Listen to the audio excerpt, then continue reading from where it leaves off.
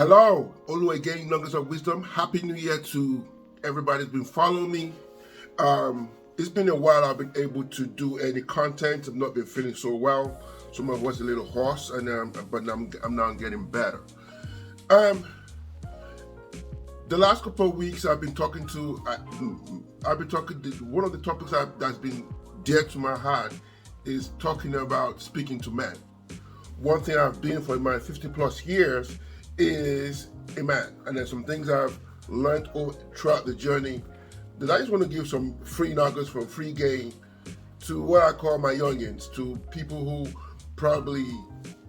are younger, just to give you some understanding about what I think masculinity is. My series this coming week will be called A Few Good Men. But wait a minute, I want to have a backdrop of Chris Rock on a special that he had on Netflix. Check this out. Only women, children, and dogs are loved unconditionally. Women, children, and dogs are loved unconditionally. A man is only loved under the condition that he provides something. Okay, a man, the only people who are loved is women, children, and dogs, according to Chris Rock. A man is only liked or loved on the condition he does something. I thought about that statement and I thought to myself, there may be some truth to this, but this is my own little spin. Before I go on, what this series is not going to be any female, thing against the sisters. There's nothing to do against anybody. This is not to disrespect, undermine, but this is to explain what this is an awakening of masculinity. And I'm not saying there's not one way to it. My way may not be the ultimate way, but I just want to actually give my own 2 cents. The other thing is not going to be it's not for all these mama boys, and in other words, these F boys who are just, who are going around doing ridiculous things. This message is for you. That's why the message is called, that's why the title of this series is called A Few Good Men.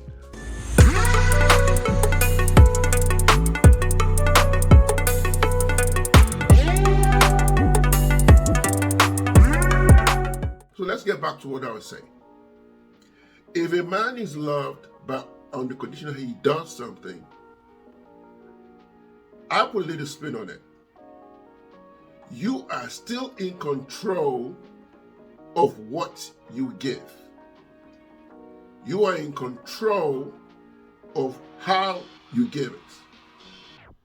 There's a saying in the Bible there's a scripture in the Bible that you cannot give your pearls to the swine. And it simply means if you are at the condition of what you give, that means you're still in control of the giving. That's why I want to basically awake men. We are in so much control than we realize, but we have aligned with society way of doing things. So the man that has a lot of money is a good man who can pay the bills. The man who doesn't is a deadbeat. Where does that actually make any sense? So at the end of the day, we have aligned our belief system with what society says we are. We've aligned our system based on the kind of woman we think we can date based on the money we have in our pocket. And as you come on, that's the reason why a whole lot of things are falling apart today, because our values are skewed.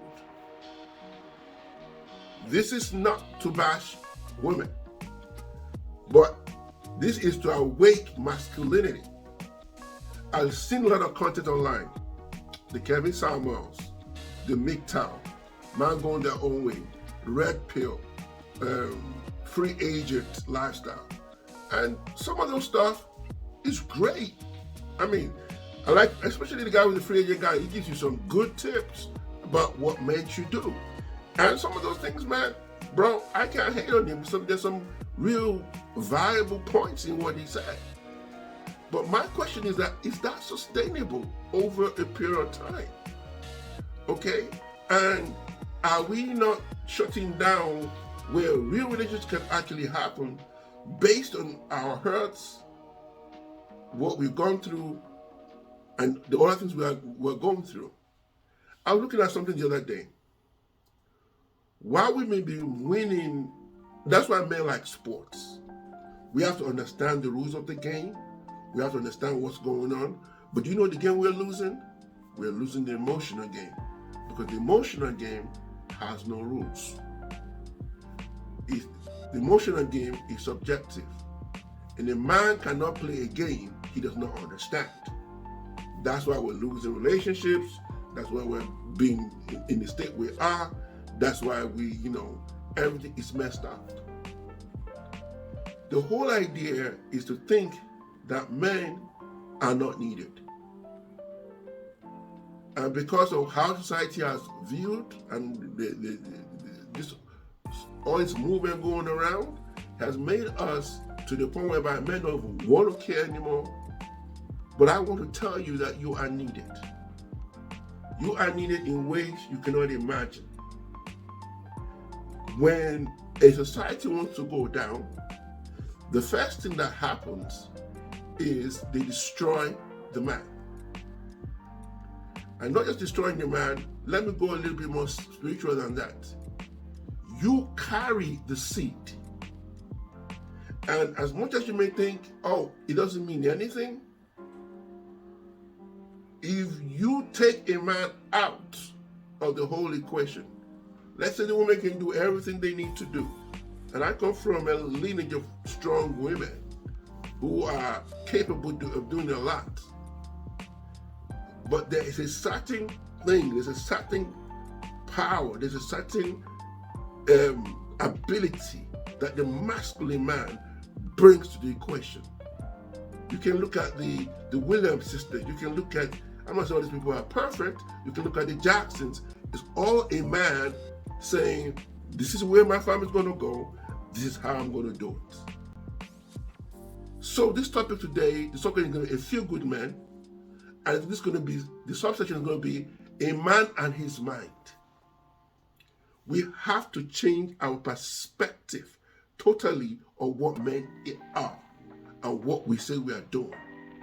This is getting ridiculous to the point whereby we want to give up. And I understand that.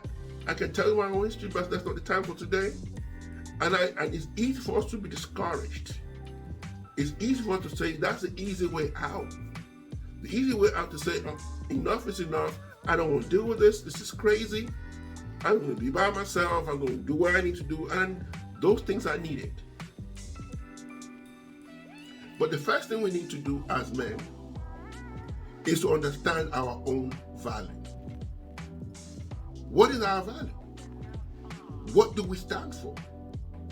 Number two, we should write down our fears. The biggest problem we have as men is that we have nobody to actually talk to. It is not popular for a man to share their feelings. When we share our feelings, they're either simpish, they're a simp, or when they get emotional, they have no one to share their inner thoughts. I was reading a study the other day that 80% of men the rate of suicide has gone up, particularly among black youth, black young men, as far as 80%. Because they can actually share what is going on. So while everybody's bashing this other person, and he says, I can't win this game, so I'm just going to check out. This is actually crazy. So the first thing we need to do is actually know our worth. But how are we going to know our worth when we've not been around people who give us that worth? If you don't have the parent to teach you, that's another story for another game, another day. But these are the things we are going through as men that nobody's about to discuss. Number 3,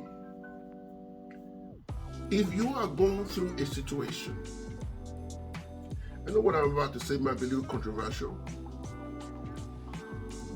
and you are going through rebuilding yourself, loss of a job, a divorce, loss of a career, you're nursing yourself back to health, your focus should be away from women for the meantime.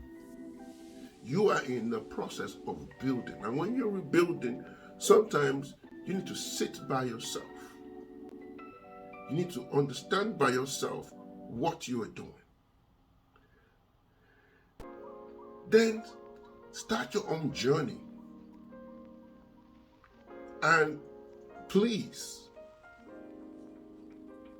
if there have been a lot of setbacks in your life, it's going to take a process. Start your journey spiritually. Start your journey physically. Start your journey mentally. Start understanding who you are as a man. You are valuable. You are needed. Regardless of what society may say. Because a man who has made up his mind is a man that's made up his mind, he's a man of legacy, is a man of vision. Things will begin to turn. Ladies and gentlemen, a few good men, a man and his mind. You're so powerful that if you were not powerful, what's the reason of all these silent suicides? If you're not so powerful, I'm going to put it out there, why is the devil trying to kill men? Because when the man stands in the midst of his home, when the man stands and says enough is enough, the devil has to back off. You can read the Bible, Exodus 1:15-20, when they were trying to find who's going to be the deliverer for Israel in Egypt. Pharaoh gave a directive: all boys under a particular age should be killed. When Jesus was born, Herod wanted to kill. What did Herod do? Say, go out and kill every male under the age of 2. Because when the society know how strong a man is, they're unstoppable. They're going to be more serious than what this is just an intro of what we'll be talking about. A few good men, a man and his mind. It's Olu again, Nuggets of Wisdom. Like, share, and subscribe to this channel. God bless. I'm out.